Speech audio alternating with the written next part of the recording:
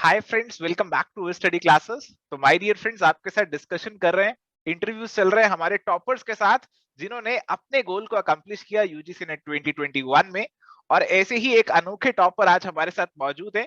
UGC net management में बहुत ही amazing score के साथ इन्होंने अपने गोल को अचीव किया है। तो अभिनव जी आज हमारे साथ जुड़े हुए हैं और बहुत ही एक कहते हैं ना कि बहुत ही मंजी हुई पर्सनैलिटी जैसे होते हैं। बहुत ही घाट घाट का पानी इन्होंने पिया हुआ है और इवेंचुअली इन्होंने ये एग्जामिनेशन को भी कहा कि इसको भी मैं निपटा देता हूं, और इन्होंने इस एग्जामिनेशन को भी निपटा दिया है।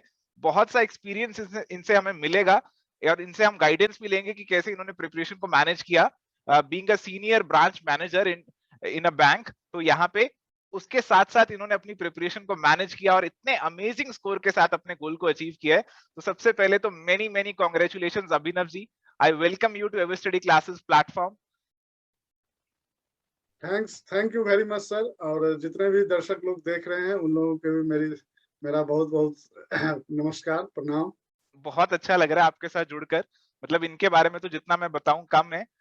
वैसे ये बेगूसराय बिहार से बिलोंग करते हैं, बट इन्होंने बहुत अलग अलग जगह से अलग अलग डिग्रीज इन्होंने ले रखी हैं। जैसे मेरे पास पूरी लिस्ट अभी इनकी है, तो अगर मैं पूरी पढ़ूंगा तो शायद बहुत समय लग जाएगा उसके अंदर। तो वैसे तो इन्होंने बीटेक भी किया हुआ है, एमबीए फाइनेंस भी किया हुआ है, बैंकिंग एक्सपीरियंस तो इनके पास है ही, सीएफए सर्टिफाइड चार्टर्ड इंजीनियर, बहुत सी चीजें इनके मेरे को उसमें देखने को मिल रही है इनके इंट्रोडक्शन में। तो एक बहुत ही वर्सेटाइल पर्सनैलिटी है। और अब पहले तो इनसे जान लेते हैं कि इनका भी स्कोर क्या रहा था जो भी मैनेजमेंट का पेपर हुआ था। सर पहले तो धन्यवाद सर इस प्लेटफॉर्म पर अवसर देने के लिए। जी जी। मेरा दोनों मिलाकर सर पेपर 1 और पेपर 2 मिलाकर 190 मार्क्स आए हैं। इतना अमेजिंग स्कोर लाने के लिए आपको टाइम कहाँ से मिला पढ़ाई करने के लिए? सर एक्चुअली क्या हुआ कि दिसंबर में मेरा एमबीए का एग्जाम लास्ट सेमेस्टर का हो गया था। ओके तो ओके। उसके बाद मेरे ब्रांच में ही हम्म एक मेरे जूनियर हैं, हम्म। वो हिस्ट्री से एमए किए हुए थे। ओके। तो ऐसे ही चर्चा चर्चा में उन्होंने कहा कि सर चलिए यूजीसी नेट करते हैं। ठीक है। तो शुरू में मैंने बोला ठीक है करते हैं, बाद में फिर उन्होंने 4-5 बार दबाव डाला कि नहीं ओके सर चलिए आप फॉर्म भर ही देते हैं। तो ओके ओके उनके ओके साथ में तो फॉर्म भरा। ओके। तो उस समय मुझे यूजीसी नेट का सिलेबस और ये उतनी जानकारी नहीं थी। मैं सोचा एमबीए का है तो मैनेजमेंट रिलेटेड चीजें होंगी, वो पढ़े थोड़ा और पढ़ के दे देंगे। लेकिन जब मैं सिलेबस उसका देखना शुरू किया तो पेपर 1 में teaching aptitude, research aptitude, communication इस तरह के, तो लगा कि ये कौन सा सब्जेक्ट ले लिया मैंने, ये कहाँ हम्म फंस गए। हम्म। लेकिन फिर डिसाइड किए कि चलिए एक बार कमिटमेंट कर दी है तो इसको भी पूरा कर देते हैं। हम्म। तो उस समय तो ये प्रपोज था कि एग्जाम जून के आसपास होंगे सर। जी। हाँ, तो जून के आसपास का था तो उस हिसाब से 5-6 महीने की स्ट्रेटजी बनानी थी। हम्म। तो पहले मैंने सिलेबस को देखकर ये देखा कि मैं मैनेजमेंट सब्जेक्ट में क्या-क्या चीजें हैं जो मेरा स्ट्रांग है। जैसे जी। फाइनेंशियल मैनेजमेंट है वो ठीक था। स्टैटिस्टिक्स चूंकि मैं इंजीनियरिंग में भी पढ़ा था, इधर भी था, वो भी मेरा एक स्ट्रांग पॉइंट था। हम्म। फिर जब इस साइड आया तो चूंकि कंप्यूटर मैं 11th क्लास से ही पढ़ रहा हूँ। 1999 में इंडिया में इंटरनेट आया था और मैं स्कूल का आभार व्यक्त करूंगा कि उस टाइम से मैं इंटरनेट यूज कर रहा था। ओके। हम्म तो उसके वो कंप्यूटर मेरा स्ट्रांग था तो मैं बोला, और जो क्वांट होता है रीजनिंग जिसको बोलते हैं, हम्म। तो चूंकि हम बैंक का एग्जाम देते रहते हैं, जी। बैंक बैंकिंग में ही है, ओके। तो वो हम लोग का एक स्ट्रांग पोर्शन है। जी उसके बाद एक देखा कम्प्रीहेंशन रहता है, तो बैंकों के एग्जाम में भी वो कम्प्रीहेंशन रहता है। तो जी। ये कहा कि ये जो उस समय एक रॉ आइडिया ये था उसमें जो लिखा रहता है सिलेबस में कि हम्म। 10 यूनिट से हर यूनिट से 5-5 क्वेश्चन देंगे। जी तो मैंने कहा ये 15 नंबर अपने हो गए।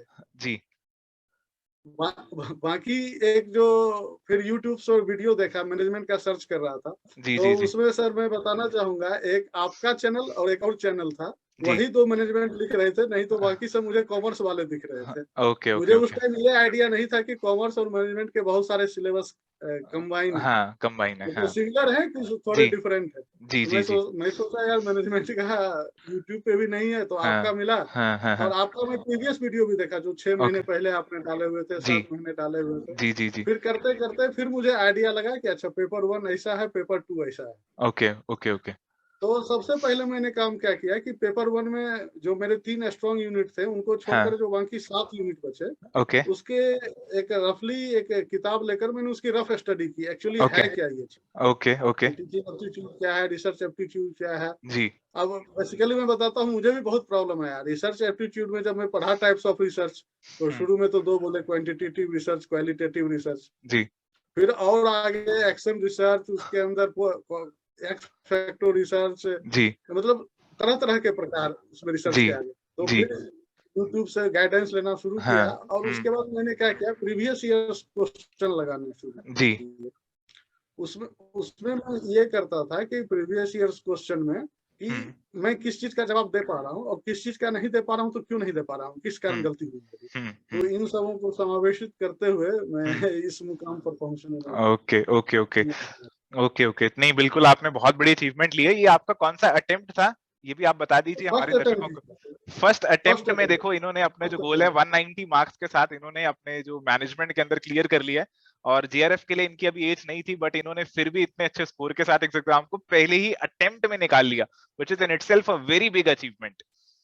Thank you sir. हाँ, अब एक चीज़ मैं जानना चाहूँगा कि जैसे काफ़ी सारे होते हैं स्टूडेंट्स होते हैं, एस्पिरेंट्स होते हैं, वो वर्किंग होते हैं और उनकी कंप्लेंट रहती है कि ये वर्किंग कर रहे हैं तो बस अब और कुछ कर नहीं सकते हम, या टाइम निकालना नहीं चाहते या निकाल नहीं पा रहे हैं, they always have their own excuses. तो आपके पास भी होगा कि आप भी ऑक्यूपाइड तो होंगे अपने काम से, देखो आपकी रिस्पॉन्सिबिलिटी वाली पोज़ीशन है एक बैंक के अंदर, तो आपने कैसे टाइम को मैनेज किया? उस बारे में थोड़ा-सा बताइए, कैसे पढ़ाई के लिए टाइम निकाला? सर ये बहुत अच्छा क्वेश्चन है और इसमें मुझे शुरू में चुनौतियाँ भी मिली। जी, कि कारण क्या था कि जब जिस दिन शुरू करते थे कि आज आरंभ करना है, आज से ये प्लान बनाना है और इस तरह से करना है। पता चलता था उसी दिन इतना ज़्यादा काम आ गया कि ओके। रात को लेट हो गया, हुँ, किसी दिन ऐसे चीज़ में उलझ गए कि ज़्यादा थकावट हो गया या कभी जी, विज़िट पर जाना पड़ा। जी, तो मैंने एक चीज़ देखा कि ऑफ़िस से आने के बाद थकावट ज़्यादा रहती है। जी, उस समय पढ़ाई नहीं हो पाती है। जी। तो मैं क्या करता था, ऑफ़िस से जितने बजे बजे भी आऊँ, 6 बजे आऊँ, 7 बजे आऊँ, हुँ, उस टाइम फ्रेश होके खाना खा के मैं सो जाता था। ओके। शुरू में तो 3-4 दिन दिक्कत हुई, नींद नहीं आती थी, ये नहीं हुँ, आती थी, लेकिन मैं हुँ, आदत बना लिया कि मैं सो जाता था। ठीक है। उसके बाद मैंने सुबह का अलार्म 4 बजे का लगाना शुरू किया, ओके, ओके। क्योंकि 4 बजे से मतलब ये था कि साढ़े 8 बजे तक मेरा समय है। हुँ, उसके बाद मुझे तैयार होके नाश्ता करके ऑफ़िस के लिए जाना रहता था। जी, जी, तो मुझे ये लगा कि सुबह का समय जितना ज़्यादा मैं निकाल पाऊँगा, वो मेरे लिए अच्छा है। और फिर राइट। मैंने इसमें ये भी देखा कि सुबह मेरा कंसंट्रेशन भी ज़्यादा रहता है। मैं हुँ, चीज़ों को ज़्यादा जल्दी-जल्दी ग्रास्प करता हूँ। ठीक है। उसके बाद मैंने दूसरा क्या काम किया, यूट्यूब वीडियोज़ को, जैसे मुझे घर हुँ, से ऑफ़िस जाने में आधे घंटे लगते हैं, हुँ, हुँ, तो मैं हेडफ़ोन लगा के यूट्यूब ओके, वीडियो चला देता था। ओके, भले देख नहीं पा रहा हूँ, लेकिन हाँ, सुनता ओके, रहता था। ओके, ओके, तो और इसी बीच में अभ्यास ये हो गया कि 3 बजे मेरी नींद अपने आप खुल जाती थी। अलार्म ओके, बजने से पहले मेरी नींद खुलती थी। ओके, तो ये ओके, ओके। सुबह का साढ़े 5 घंटा ये मेरे हुँ, बहुत काम आया। तो आपका माइंड में आपका गोल एक था कि मुझे अकम्प्लिश करना है, अब किसी भी कीमत पे जो मेरे को करना पड़े I am willing to do it. तो मुझे ये करना ही है और इसी चीज़ ने आपको मोटिवेट किया कि कोई बात नहीं मैं 3 यस बजे सर। भी उठूँगा, 4 बजे भी उठूँगा। अपना जो मेरे को फ्री टाइम मिलेगा वो मैं ये करने में लगाऊँगा, कहीं ऐसे पार्टी करने में और सब चीज़ों में वेस्ट नहीं करूँगा। मैं अपने टाइम को प्रोडक्टिवली यहाँ पे इन्वेस्ट कर लूँगा। ये आपकी यस अप्रोच सर, रही। Yes sir. हुँ, हुँ। Yes sir. देखिए सर, 5 घंटा वहाँ मिल गया, 1 घंटा आपको सफ़र में मिल गया, तो 6 जी, घंटे का पढ़ाई मैं एक समझता हूँ सफिशिएंट है सर। राइट, राइट 6 घंटे डेली निकालना अलोंग विद अ जॉब मतलब it is more than enough. तो ये कंसिस्टेंसी सर मैं थोड़ा बरकरार रखा, इसमें थोड़ा-सा मैं डिसिप्लिन का पालन किया कि मैं अपनी कंसिस्टेंसी को बरकरार रखूँ इस चीज़ जी, में। जी। तो बीइंग अ वर्किंग प्रोफेशनल भी उन्होंने एक जो स्टूडेंट की लाइफ में जो कुछ होते हैं ना एम्स होते हैं, कुछ प्रिंसिपल्स फॉलो करने होते हैं, जैसे डिसिप्लिन में रहना होता है, तो उन्होंने उसको भी अपने साथ इंक्लूड कर लिया। तो ये बहुत अच्छी चीज़ है कि एक बार ऐसा नहीं है कि आप जॉब पे लग गए, तो आप अर्न करने लग गए हो, तो बस अब आप अपनी मर्ज़ी से जो करना चाहो, जैसे मर्ज़ी चलते रहो। अगर अभी भी आपके कुछ गोल्स हैं जो कि अभी अकम्प्लिश नहीं हुए हैं, आप उन्हें करना चाहते हैं, तो फिर से आप एक बैलेंस बनाकर अपने गोल्स को अकम्प्लिश कर सकते हैं। तो ये मेरे को बहुत अच्छा लगा इनसे इनको देखकर ये एक लिविंग एग्जांपल है कि आप कोई भी जॉब कर रहे हैं तो देयर इज नो एक्सक्यूज कि आप बहाना बना दें कि मेरे पास रिस्पांसिबिलिटी बहुत है टाइम नहीं मिलता और आप पढ़ाई ना करें।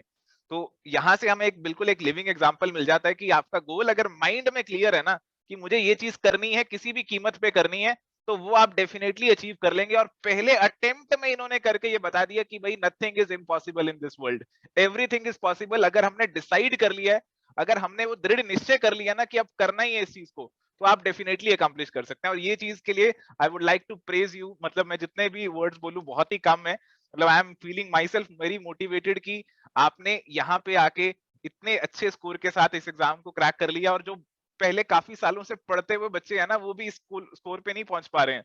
जिन्होंने 2-3 बार एग्जाम दे लिया है, वो भी अभी स्कोर पे नहीं पहुंच पा रहे हैं। और उन्होंने आपने आते ही उनके छक्के छुड़ा दिए। तो this is like extra ordinarily brilliant, मैं कहूंगा। बहुत ही अच्छा लग रहा है इनके साथ बातचीत करते हुए। अब इनसे थोड़ा सा प्रिपरेशन के बारे में भी जानते हैं जी, कि प्रिपरेशन के टाइम पे प्रीवियस ईयर क्वेश्चंस की आपको क्या लगता है कितनी इंपॉर्टेंस रही, और कोई और चीज जो कि आपको लगा बहुत जरूरी है। सर इसमें सबसे पहले मैंने ये काम किया जी। कि देखिए सिलेबस आपको वास्ट पढ़ना है राइट। और दो दो पेपर पढ़ना है। जी। तो शुरुआत के कुछ दिन मैंने अपने कुछ स्किल्स को इम्प्रूव करने में ध्यान दिया। जनरली क्या था कि अब तक मैं टेक्निकल फील्ड से था, फाइनेंस का मान लीजिए जो जी अपना बैंक का काम है वो करता था। जी जी जी। तो सबसे पहले मैंने अपनी रीडिंग स्पीड बढ़ाई। ओके। मैं 6-7 दिन स्पेशली उसी पे काम किया कि कैसे मैं अपनी रीडिंग स्पीड बढ़ा सकता हूँ। उसके बाद क्या है कि पढ़ने के साथ साथ जो इंपॉर्टेंट टर्म है, कभी कभी कुछ जार्गन टर्म होते हैं स्पेशल फाइनेंशियल टर्म्स में, जैसे जी। कैपिटल बजटिंग वगैरह में देखेंगे, हम्म। तो मैनेजरियल इकोनॉमिक्स में देखेंगे, तो उनको मैं उसी टाइम एक हाइलाइटर से हाईलाइट कर देता था ओके। ठीक है। किताबों में। ठीक है। और फिर उनको नोट करता था और उनका हिंदी मीनिंग में लिख लेता था। कभी कभी ओके। वो अंग्रेजी समझ में नहीं आती है। ओके। और इसमें एक चीज और बताना चाहूंगा, जैसे इंडियन फिलोसफी है, जी। ये मुझे अंग्रेजी में बहुत परेशान करता था। वो ओके। शब्द रहेगा न्याया, हाँ। हेतु वासना, ये हाँ। समझ में नहीं आता था। तो फिर जी। मैंने क्या किया, उसका पूरा हिंदी वाला वर्जन इंटरनेट पे सर्च ओके। करके निकाला ओके। कि ओके। ये ओके। भारतीय दर्शन। तो ओके। हिंदी में देखा ना, ये तो ठीक है, हम्म। हिंदी में पढ़ना ज्यादा आसान है। और जी। दूसरा क्या है कि कुछ मैंने यूट्यूब पर वीडियो देखे जिसमें वो हम्म। बता रखे थे कि आपको एक्चुअल एग्जाम में किस तरह से क्वेश्चन पेपर आते हैं। जी। तो उसमें मैंने देखा कि मीडियम आप कोई भी सिलेक्ट कीजिए, हिंदी हम्म। इंग्लिश दोनों साथ साथ ही रहते हैं। जी तो जी। बोला वो तो मैं कोई भी अगर इंग्लिश मीडियम ही सेलेक्ट किया हूँ, मुझे हम्म। क्वेश्चन अगर हिंदी में है तो मैं हिंदी हम्म। इंग्लिश दोनों में किसी से भी पढ़ के जवाब दे सकता हूँ। जी जी जी जी तो जी। फिलोसफी का मैंने लिटरली तैयारी पूरा मैं हिंदी में ही किया, दर्शन ओके। शास्त्र का। ओके। ओके। ठीक है जी। और ठीक है। और रीडिंग स्पीड बढ़ा दी। हम्म। इसमें मैं एक सर अब्राहम लिंकन का कोट करना चाहूंगा। बिल्कुल। उन्होंने कहा था कि if you have 7 hours to chop a tree. एक मिनट मैं आपको रोकना चाहूंगा। मैं अभी ये कोट ना बिल्कुल अभी बोलने ही वाला था, कि मतलब जो आपने पहले बोला ना कि मैं कि जब मैं पहले अपना रीडिंग स्पीड बढ़ाया, तो मैं ये बोलने ही वाला था। चलिए बोलिए, सबको पता लग जाए ये कोट भी अब। चलो। If I have 7 hours to chop a tree, I will spend 4 hours in sharpening the axe. बिल्कुल। मतलब अगर मुझे 7 घंटे एक पेड़ को हाँ। काटने के लिए मिले हैं, तो मैं जी। 4 घंटे अपनी कुल्हाड़ी को तेज बिल्कुल करूंगा। बिल्कुल, मैं पहले तो अपने उसको हैबिट और उसको स्पीड को ये सबको तेज करूंगा, और 3 घंटे में तैयारी फटाफट से कर डालूंगा। इंक्रीज करूंगा सर। जी जी जी जी जी। जी। और बिल्कुल। रीडिंग स्पीड बढ़ाने के बाद मैंने फिर क्वेश्चन पैटर्न देखना शुरू किया सर, कि ओके। प्रीवियस ईयर में किस किस चीजों को वो ज्यादा कवर कर रहे हैं। ओके। शुरू में ओके। मेरे से गलती क्या हुई, मैं आपके माध्यम से बताना चाहूंगा हम्म। विद्यार्थियों को, हम्म। कि न्यूमेरिकल्स में ज्यादा इंटरेस्ट लेता था। ओके। सोचता था कि न्यूमेरिकल्स वगैरह पूछते होंगे ज्यादा, तो मैं ज्यादा न्यूमेरिकल्स पे काम कर रहा था। लेकिन बाद जी। में क्वेश्चन में देखा कि हाँ। न्यूमेरिकल्स के एक दो क्वेश्चन ही वो टच करते हैं। यहाँ समय बर्बाद करना जो है सो बेवकूफी है। तो हम्म। फिर मतलब थोड़ा सा कहिए मुझे भी टाइम लॉस हुआ हम्म। उस हम्म। प्रैक्टिस में। हम्म। तो इसमें क्या है कि पहले आप अपना थ्योरी स्ट्रॉन्ग कीजिए। तो जी मैं उसी पर काम करना शुरू किया। और जी। जैसे मैं एक टॉपिक पढ़ा, हम्म। उसके बाद मैं क्या करता था कि उस टॉपिक को पढ़ने के बाद यूट्यूब की वीडियो देख लिया। जी जी जी जी। और उसके बाद फिर मैं क्वेश्चन पर अटेम्प्ट करता था। और अगर ओके। मेरा वो गलत हुआ तो मैं उसमें तलाशता था कि मैं क्या लॉजिक से इसको सोच रहा था और ओके। आंसर किस लॉजिक से आ रहा था। ओके। ओके। तो ओके। जो इस चीज पर मैं थोड़ा वर्क किया सर। और हम्म। इस बार का क्वेश्चन पैटर्न पता नहीं दूसरे लोगों को कैसा लगा। हाँ। ऑप्शन सर बहुत क्लोज थे और बहुत राइट। कंफ्यूजिंग थे। राइट। बिल्कुल। तो कहीं ना कहीं मुझे लगता है कि मेरी ये स्ट्रेटजी इस हाँ। एग्जाम में काम आई। बिल्कुल बिल्कुल, जैसे इन्होंने बताया ना कि आप प्रैक्टिस कर रहे हैं, तो प्रैक्टिस तो बहुत जरूरी है, इन्होंने भी किया। बट प्रैक्टिस में कई लोग तो क्या करते हैं, अच्छा टेस्ट अटेम्प्ट किया, इतने सही हो गए इतने गलत हो गए, छुट्टी। तो ऐसा नहीं है, जितना टाइम आपने टेस्ट को देने में लगाया उतना ही टाइम आपको उस टेस्ट के एनालिसिस में भी लगाना है। तो आपको एनालिसिस करना है कि मैंने क्यों गलती किसी क्वेश्चन में कर दी, ताकि वो आगे गलती आप ना करें। आप एनालिसिस करेंगे तो एक तो आपको सारी चीजें दोबारा से रिवाइज हो जाएंगी, याद रह जाएंगी, और आपको पता चल जाएगा कि आपके कौन से वीक एरियाज हैं, क्यों आप कोई सवाल को गलत मार्क कर देते हैं। और आगे आपका स्कोर अपने आप इम्प्रूव होता चला जाएगा। जी बिल्कुल ऐसे ही रहा।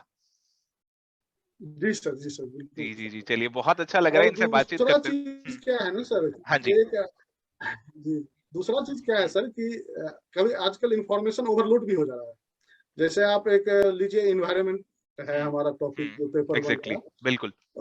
उसमें अगर आप पढ़ने जाइए तो यूट्यूब पे बहुत सारी चीजें हैं। अगर आप केवल ये रामसर साइट जाइएगा तो उनकी लिस्ट है, सस्टेनेबल मिलेनियम गोल है, तो उन पर लंबे लंबे हैं। तो राइट। इसमें मैंने क्या किया कि इम्पोर्टेंट चीज को साइट किया, क्योंकि मैं कहा कि 100% अटेम्प्ट करना बिल्कुल मुश्किल है और 100% रिटेन करना भी मुश्किल है। जी तो जी। इसमें मैं क्या याद रख सकता हूँ, बस मेजर मेजर चीजों पर मैंने ध्यान दिया। जी कुछ जैसे अगर मान लीजिए कि मैं याद करना चाहूँ कि वन्य जीव अभयारण्य कितने हैं, पक्षी अभयारण्य कितने हैं, कौन कितने जगह हैं। अब जैसे कुछ फेमस फेमस हैं, बार बार किसी कारण न्यूज में आए हैं या किसी कारण अभी नए नए ऐड हुए हैं, जी उन चीजों को मैं देख लेता था। जी। बाकी इंफॉर्मेशन ओवरलोड से बच गया। मैं बोला कि ये एक हाँ दो क्वेश्चन इन्वायरमेंट के करने के चक्कर में कहीं जो है सो मेरे राइट। सब्जेक्ट का या तो मेरे बिल्कुल टॉपिक का बिल्कुल कहीं। बिल्कुल, बहुत अच्छी बात इन्होंने बोली है कि आपको कहीं ना किसी चीज पर कई बार लिमिट लगानी पड़ जाती है। हमें कोई एनवायरमेंटल इंजीनियर तो बनना नहीं है, हमें तो 5 सवाल आने हैं, बस 5 में से अगर हम एक बेसिक अंडरस्टैंडिंग ले लेंगे उसमें से आराम से 3 सवाल ठीक हो जाएंगे, तो उतना हमारे लिए सफिशिएंट है। हम टाइम वो बचाकर और किसी और चीज में प्रोडक्टिवली लगाएं जहां पे हमें ज्यादा कॉस्ट बेनिफिट एनालिसिस जो है बेनिफिट ज्यादा मिलेगा टाइम के मुताबिक। तो ये चीज बहुत अच्छी इन्होंने बताई और बहुत यूजफुल टिप्स मिल रही होंगी मेरे ख्याल से तो हमारे स्टूडेंट्स को यहाँ पे आज। बहुत ही अच्छा लग रहा है इनसे बातचीत करते हुए। तो अभी इनसे जानना चाहेंगे कि अब इनके आगे क्या गोल्स हैं। इन्होंने ये गोल को तो अकम्प्लिश कर लिया, अब आगे फ्यूचर में क्या गोल आप अकम्प्लिश करने वाले हैं, क्या आपके माइंड में है? सर क्या हुआ इसी बीच जब मैं ये फॉर्म भरा, जी इसके बाद इसका डेट तो एक्सटेंड होता जा रहा था। जी। बीच में जेएनयू का निकल गया पीएचडी ओके ओके ओके। का फॉर्म, तो मैंने जेएनयू एंट्रेंस एग्जाम भी दिया। जी तो उससे मैं ये सोच रहा था कि जब उसमें देखा कि ये भी एनटीए कंडक्ट करता है, हम्म, तो मेरे माइंड में कहीं ना कहीं आया कि अच्छा चलो एनटीए ये एग्जाम लेगा और ये पहले ले रहा है, शेड्यूल पे ले रहा है, तो कहीं ना कहीं मुझे एनटीए के सोच का भी पता चल जाएगा जी कि वो जो अभी क्वेश्चन सेट कर रहे हैं वो किस जी पैटर्न पर क्या क्या चीज देख रहे हैं उस जी क्वेश्चन जी को जी सेट जी करने में। जी जी। तो मैंने जेएनयू का एग्जाम दिया हम्म और इत्तेफाक से कहिए हम्म। कि उसमें भी मेरा ऑल इंडिया सेकेंड रैंक आया। ओह भले मैनी एडमिशन नहीं कॉन्ग्रेचुलेशन। हाँ हाँ, हो पाया क्योंकि जी। उन्होंने जेआरएफ वालों को प्रेफरेंस दे दिया और ओके सीट भी दो ही थी। ओके लेकिन ओके। फिर भी ये एक मेरे लिए, और रिजल्ट रिजल्ट एनटीए वाले से पहले आ गया। हम्म। और यहाँ सर मैं एक चीज कहना चाहूंगा, जी क्या होता है ना कि आप कभी भी प्रिपरेशन को लास्ट डे के लिए मत टालिए। जी। आपका डेट बढ़ता जा रहा है कोई बात नहीं, लेकिन आप हम्म, अपना प्रिपरेशन कंटिन्यू रखिए। मेरे जी जी साथ जी। क्या हुआ कि कोरोना के कारण सारे एग्जाम डेट्स बढ़ते जा रहे थे, हम्म। और इसी बीच में क्या आ गया कि 19 नवंबर को मेरा ग्रामीण बैंक का इंटरव्यू का डेट आ गया, वो भी ओके पटना में था। ओके। मतलब मुझे पुरुलिया से पटना जाना था, फिर पटना से वापस आना था। हम्म। उसके बाद जब मैं वहाँ इंटरव्यू देने गया तो उसी समय मेरे मोबाइल पर मैसेज आया कि जेएनयू का भी रिटर्न का रिजल्ट डिक्लेयर हो गया हम्म। और विद इन 7 डेज वो इंटरव्यू कंडक्ट कर रहे हैं। अब ओके मैं वहां से भागा और उस इंटरव्यू में क्या था कि आपको रिसर्च प्रपोजल भी सबमिट करना था हमको 3 दिन के ओके अंदर, 7 दिन के ओके। अंदर। जी। तो अब मेरे लिए मैं सर अभी लिटरली बताता हूँ, मैं कम्प्लीटली प्रोफेशनल रहा। हम्म। तकरीबन जब से मैंने इंजीनियरिंग की उसके बाद मैं सीधा जॉब में आ गया। जी। तो अब मुझे रिसर्च प्रपोजल नहीं पता क्या होता है नहीं होता है, ना हम्म। ही कोई रिसर्च वाले बंदे मेरे टच में हैं। ओके तो अब क्या हुआ कि वहां से जब मैं इंटरव्यू दे के आया उसके बाद पूरा 7 दिन मुझे रिसर्च प्रपोजल बनाने में लग गए। ओके। और 7 दिन के बाद जिस दिन इंटरव्यू डेट था उससे एक दिन पहले से मैं पूरा उस रिसर्च प्रपोजल को बार बार पढ़ रहा था, यूट्यूब पर वीडियो देख रहा था कि वो क्या क्वेश्चन पूछेंगे, जी क्या करेंगे। और उसी बीच में फिर 30 तारीख को, 24 तारीख को मेरा जेएनयू का इंटरव्यू था और 30 तारीख को यूजीसी नेट का एग्जाम आ गया। तो मतलब ओके समझ लीजिए कि एग्जाम से तकरीबन 10 दिन 15 दिन पहले तक तो मैं कम्प्लीटली इंगेज हो गया, क्योंकि 7 दिन ओके। पहले मैं थोड़ा हम्म ग्रामीण बैंक की इंटरव्यू हम्म। की तैयारी कर रहा था, जी फिर जी आया जी तो रिसर्च प्रपोजल की तैयारी जी कर रहा था। जी। तो फिर जब वहां से फ्री हुआ हम्म इंटरव्यू देके जेएनयू का, उसके हम्म बाद मैंने फिर थोड़ा फोकस किया और हम्म। उस टाइम मैंने ये डिसाइड किया कि अब मैं कम्प्रिहेंसिव रूप से नहीं जाऊंगा। हाँ। अब जो मेरा स्ट्रेंथ एरिया है उसको मैं लीव करता हूँ, जी। जो मेरा वीक एरिया है अब मैं केवल उस पर ये 7 दिन काम करूंगा। ओके। और फिर मैंने वो 7 दिन केवल अपने वीक एरियाज में लगाए। जी जी जो मेरा स्ट्रेंथ था उसको रहने दिया कि ये तो अब आता है, अब इस पर रिवाइज करने से और टाइम वेस्ट करने से फायदा नहीं है। जो वीक एरिया है उसको इम्प्रूव करके एक्स्ट्रा गेन करते हैं, जितना ज्यादा से ज्यादा। जी जी तो जी इसीलिए आप जो है सो टाइम का पहले से यूज कीजिए, क्योंकि बाद में हो सकता है लगातार आपका एग्जाम हो जाए या कुछ ऐसी और कुछ हो चीजें आ जाए तो जाए कि आपको नहीं, रिवाइज बहुत करने सारे स्टूडेंट्स के एक्सक्यूजेस होते हैं कि सर लास्ट के 10 डेज में मेरे कुछ रिलेटिव्स की शादी हो गई थी या कुछ ऐसे घर में फंक्शन हो गया था, वो बहुत से एक्सक्यूजेस हो जाते हैं। तो लास्ट तक हम छोड़े ही क्यों, हम पहले ही कोशिश करें कि अपना मैक्सिमम पार्ट पहले ही करके रख लें। और ये बहुत ही अच्छी एक हमें लर्निंग मिली है इनसे, बहुत ही अच्छा लगा ये भी लर्निंग लेके आपसे। और जाते जाते कुछ स्टूडेंट्स के लिए कुछ आखिरी कुछ गोल्डन वर्ड्स ऑफ विजडम आपकी तरफ से कुछ हो जाए तो। जी सर, जरूर। मैं विद्यार्थियों से कहना चाहूंगा कि बशर्ते मैं इस फील्ड में नया था, यूजीसी नेट का एग्जाम पैटर्न, यूजीसी नेट का सिलेबस सब कुछ मेरे लिए नया था। टीचिंग एप्टीट्यूड, रिसर्च एप्टीट्यूड का तो मैंने नाम तक नहीं सुन रखा था। लेकिन धीरे धीरे काम करते हुए अपनी कमजोरियों को पार पाते हुए कि ये चीज नहीं समझ में आ रहा है, तो आप डिफिकल्ट चीज को पहले लीजिए। आप सिलेबस में ये आइडेंटिफाई कीजिए कि एक बार पहले जो पूरा सिलेबस है उसकी किताब को एक बार पढ़ जाइए। जी और पढ़ने से पहले एक बार मैं फिर वही कहना चाहूंगा कि आप अपनी रीडिंग स्पीड बढ़ा लीजिए जी पहले, ताकि आप उन्हीं चीजों को एक महीने की बजाय आप 20 दिन 18 दिन में खत्म कर सके। तो जितना दिन वो आपका बचा वो आपका गेन हो जाएगा। जी जी उसके जी बाद एक सिलेबस का ओवरऑल आइडिया लेने के बाद आप अपना स्ट्रेंथ और वीक एरिया आइडेंटिफाई कीजिए। जी वीक एरिया पर सर पहले काम शुरू कीजिए आप, जी जी क्योंकि जी जी वीक एरिया को आप इम्प्रूव करेंगे तो वो आपका एडिशनल गेन है। स्ट्रेंथ एरिया पर आप कम समय में भी ज्यादा मास्टरी हासिल कर सकते हैं। जी तो इस तरह से सुनियोजित प्लान कीजिए और कंसिस्टेंसी बरकरार रखिए। आपके सामने बहुत सारी चीजें आएंगी, बहुत, लेकिन एटलीस्ट ये कंसिस्टेंसी होनी चाहिए कि कम से कम 2 घंटे तो मैं पूरे कर दूं, चाहे जी उस दिन मुझे 2 घंटे कम क्यों नहीं सोने पड़े। जी जी जी जी और आजकल तो बहुत सारा सर टैब, मोबाइल, बहुत चीज अवेलेबल है। राइट तो आप जैसे सफर कर रहे हैं, जैसे कई बार मुझे पर्व त्योहार में घर भी जाना पड़ता था, जी तो 9 घंटे का रास्ता है मेरा यहाँ से। ओके तो मैं कोशिश करता था मोबाइल में जो कुछ पीडीएफ्स कुछ ये हैं वो डाउनलोड कर लिया। जैसे ट्रेन में नेटवर्क नहीं पकड़ता था तो मैं यूट्यूब के वीडियो को डाउनलोड करके रख लेता था ओके और हेडफोन लगा के उनको सुनते सुनते, जैसे थोड़ा थोड़ा करके ही सर, बूंद बूंद से घड़ा भरता है ना, वही ओके समझिए। ओके मान लीजिए अगर 4 चीजें भी सुन लिए तो वो 4 तो मेरा एडिशनल नॉलेज गेन हो गया। ओके और ओके कुछ चीजों का आप इंजॉयमेंट में पढ़िए। जैसे सर इन्वायरमेंट साइंस है, आईसीटी है, कंप्यूटर है, तो इन सब चीजों का आप इंजॉयमेंट में पढ़िए। कि जैसे आप कोई सब्जेक्ट पढ़ते पढ़ते मन उब गया, जैसे आप उस दिन कैपिटल बजटिंग पढ़ रहे हैं या मैनेजर अकाउंट जैसा हार्ड चैप्टर पढ़ रहे हैं या स्टैटिस्टिक्स का कोई हार्ड चैप्टर पढ़ रहे हैं, जी उसके बाद आप क्या क्या काम कीजिए, 5 मिनट रिलैक्स लेके कम्प्रीहेंशन का काम शुरू कर दीजिए। जी जी 4-5 कम्प्रीहेंशन प्रैक्टिस कर लीजिए। जी तो इस तरह से क्या होगा कि आपका जो मोनोटोनी है वो भी दूर हो जाएगा और आप लगे भी रहेंगे अपने जी जी जी जी जी तैयारी। बिल्कुल। तो पढ़ाई में इंटरेस्ट हमेशा हमें मेंटेन करके रखना है और उसके लिए आपको जो आपको कंफर्टेबल लगे वैसे आप चलिए। जरूरी नहीं है कि वो पढ़ रहे हैं तो वही पढ़ना है 6 घंटे। तो आप अपने थोड़ा सा यहाँ फ्लेक्सिबिलिटी ले सकते हैं, बट ऐसा ना लगने लगे आपको at the end of the day कि मैंने आज का दिन खराब कर दिया, ये नहीं होना चाहिए। हाँ, किसी को फॉलो नहीं करना है, आपको जी अपना स्ट्रेंथ वीकनेस खुद देखना है। जैसे मैं राइट देखता था कि यूट्यूब पर इस तरह के मिसलीडिंग वीडियो है, how to clear UGC NET in 1 month, okay how I clear UGC NET in 15 days. Okay okay ठीक है, ओके तो इस तरह के मिसलीडिंग वीडियोस में नहीं आए। बिल्कुल यूजीसी नेट 15 डेज और 1 मंथ की चीज नहीं है, जो नहीं मैं है। अपना अनुभव बता सकता हूँ। राइट हो बिल्कुल सकता है किसी के लिए हो, बिल्कुल क्योंकि sir question pattern year on year में देख रहा हूँ।